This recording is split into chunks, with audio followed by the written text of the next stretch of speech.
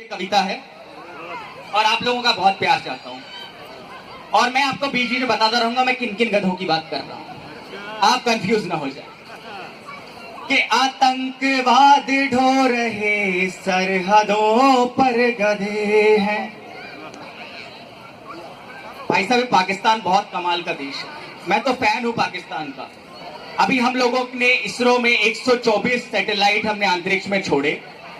पाकिस्तान ने भी दूसरे दिन अपना सैटेलाइट अंतरिक्ष में छोड़ा। शाम को पाकिस्तान में खबर आई कि पाकिस्तान का सैटेलाइट सक्सेसफुली प्रक्षेपित हुआ, मंगल ग्रह पर पानी और मछलियों की खोज। लेकिन शाम को यूएस के अखबार में खबर आई तकनीकी खराबी के कारण पाकिस्तान का सैटेलाइट हिंद महासागर में गिरा। बहुत बढ़िया भाई, तब बताइए ऐसे देशों का क्या किया जाए। कि आतंकवाद ढो रहे सरहदों पर गधे हैं, आज ऊंचे से ऊंचे पदों पर गधे हैं। अमेरिका ने डोनाल्ड ट्रंप का चयन किया और तब मैंने ये कहा, आज ऊंचे से ऊंचे पदों पर गधे हैं। राजनीति के जंगल में घास चर रहे, राजनीति के जंगल में सब चर रहे।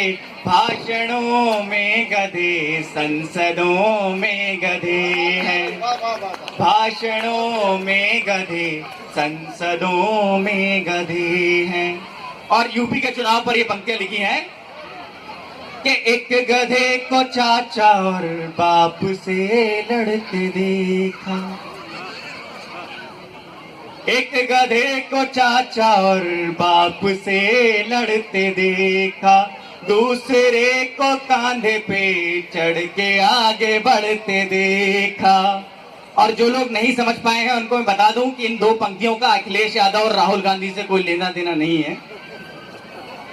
भाई साहब, मैं राहुल गांधी जी का बहुत बड़ा फैन हूं। पिछले दिनों बीजेपी के एक नेता ने संसद में बयान दिया कि कांग्रेस के 50% नेता चोर हैं। राहुल गांधी जी ने इस बात पे अनशन किया। उन्होंने कहा बीजेपी नेता को अपना बयान बदलना चाहिए। आखिरकार बीजेपी नेता को अपना बयान बदलना पड़ा और ये कहना पड़ा कि कांग्रेस के 50% नेता चोर नहीं हैं। और तब जाकर कहीं राहुल गांधी जी का गुस्सा शांत हुआ। ऐसे कर्मठ नेता है राहुल गांधी जी। हमने पूछा कांग्रेस से, हमने कहा एक बात बताइए, आपने पंजाब में कांग्रेस को चुनाव जिताने के लिए क्या किया? बोले हमने राहुल गांधी को यूपी के चुनाव में बिजी कर दिया। क्या बात है भाई, वाह, क्या पंच है, बहुत बढ़िया। अभी राहुल गांधी पिछले दिनों यूपी के गांव में गए और वहां के सरपंच जी से बोले, अगर यहाँ हमारी सरकार आएगी तो हम आपके गांव में आलू की फैक्ट्री लगा देंगे। आलू की फैक्ट्री। उस पे सरपंच साहब पलट के बोले, अरे नहीं जी नहीं, हमें आलू की फैक्ट्री नहीं चाहिए। राहुल गांधी ने पूछा क्यों? बोले नहीं जी, हम शक्कर की खेती करके ही खुश हैं।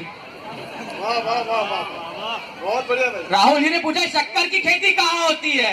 बोले वहीं जहाँ आलू की फैक्ट्री होती है। क्या बात है भाई, वाह। उसके 4 महीने बाद वहां पर बारिश नहीं हुई, फसल सड़ गई।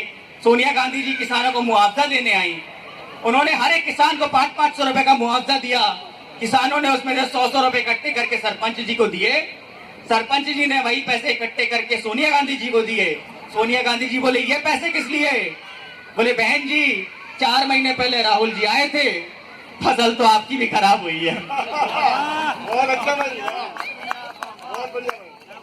कि एक गधे को चाचा और बाप से लड़ते देखा, दूसरे को कांधे पे चढ़ के आगे बढ़ते देखा। लगता है सारे भाषण गधों ने लिखे, वाह वाह वाह। लगता है सारे भाषण गधों ने लिखे। रैलियों में खड़े एक गधे को पढ़ते देखा, रैलियों में खड़े। अगर आप तालियां नहीं बजाएंगे तो यकीन मानिए मैं आगे नहीं पढ़ पाऊंगा। रैलियों में खड़े एक गधे को। आदत खराब है कि जब तक ताली नहीं बजाएंगे ये बार बार यही पढ़ते जाएंगे। और यहाँ पर जो सामने महिलाएं बैठी हुई हैं, मैं उनको बता दूं कि स्टैनफोर्ड यूनिवर्सिटी में एक रिसर्च हुई है कि दिन में 10 मिनट तालियां बजाने से चेहरे पर निखार आता है। जो लोग समझ गए हैं वो तालियां बजा रहे हैं। तो जब मैंने ये पंक्तियां पढ़ी था, एक गधा मेरे पास आया और बोला आपकी इन पंक्तियों पर मुझे बहुत ऐतराज है। अभी आप लोग ये सोच रहे होंगे गधा मेरे पास क्यों आया और गधे की भाषा मैंने कैसे समझी। कुंवारे लोग ये बात नहीं समझ पाएंगे, लेकिन गधे की भाषा और गधे की हालत एक शादीशुदा आदमी समझ सकता है। तो गधे ने जो ऐतराज किया और उसने जो 4 पंक्तियां दी वो मैं आपको सुनाता हूं, जिसकी वजह से ये पूरी कविता होनी चाहिए। गधे ने मुझसे क्या कहा कि खेती और किसानी में लाभदायक तो है। गधा बहुत मेहनती जानवर होता है। खेती और किसानी में लाभदायक तो है, अपने मालिक के सच्चे सहायक तो है। नेताजी से हमारी न तुलना करो। और गधे की नाराजगी किस बात पे थी, आप देखिए राजनीति का हाल, कि नेताजी से हमारी न तुलना करो, हम गधे हैं भरोसे के लायक तो हैं, हम गधे हैं भरोसे के लायक तो हैं। और गधों ने माफ कर दिया एक गधे का लोन है। मैं आदरणीय विजय माल्या जी का नाम नहीं लूंगा वरना आप लोग समझ जाएंगे मैं किसकी बात कर रहा हूं। कि गधों ने माफ कर दिया एक गधे का लोन है, देश लुटता देख कर हर गधा मौन है, देश लुटता देख कर हर गधा मौन है।